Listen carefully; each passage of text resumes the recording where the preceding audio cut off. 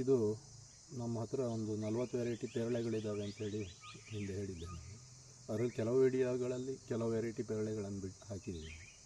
ಆದರೆ ಇದೊಂದು ಆ್ಯಪಲ್ ಗೋವಾ ಅಂಥೇಳಿ.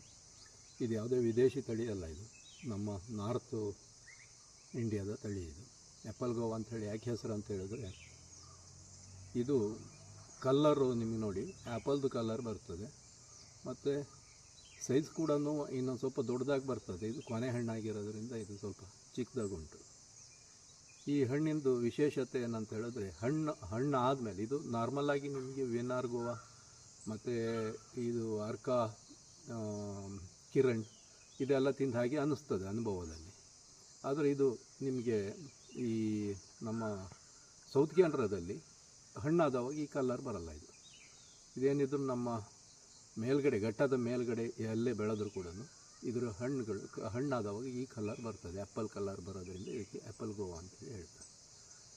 ಇದ್ರದ್ದು ಪರಿಮಳ ಕೂಡ ಇವಾಗ ಬರ್ತಿರುವ ಹೈಬ್ರಿಡ್ದು ಪರಿಮಳಕ್ಕೂ ಇದರದ್ದು ಪರಿಮಳನೂ ಸ್ವಲ್ಪ ಚೇಂಜ್ ಇದೆ. ತುಂಬ ಅಂದರೆ ತುಂಬ ಗಾಢವಾದ ಪರಿಮಳ ಹೊಂದಿರುವಂಥ ಪೇರಳೆ ಹಣ್ಣು.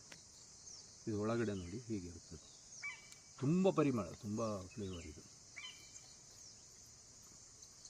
ಇರ್ತದೆ. ಸ್ವಲ್ಪ ಸೀಡು ಕಡಿಮೆ ಇರೋದಿಲ್ಲ, ಇದರ ಸೀಡ್ ಸ್ವಲ್ಪ ಜಾಸ್ತಿನೇ ಇರುವಂಥ ವೆರೈಟಿ ಅದು.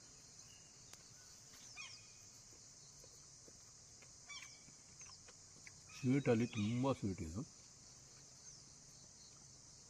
ಭಾಳ ಟೇಸ್ಟ್ ಇರುವಂಥ ಹಣ್ಣು. ಆದರೆ ಇದರಲ್ಲಿ ಆ್ಯಕ್ಚುಲಿ ಸ್ವಲ್ಪ ಸೀಡ್ ಕಡಿಮೆ ಅಂತ ಅನ್ನಿಸ್ತಾ ಇದೆ, ಬಟ್ ಒಂದೊಂದು ಹಣ್ಣಲ್ಲಿ ತುಂಬ ಸೀಡ್ ಇರ್ತದೆ.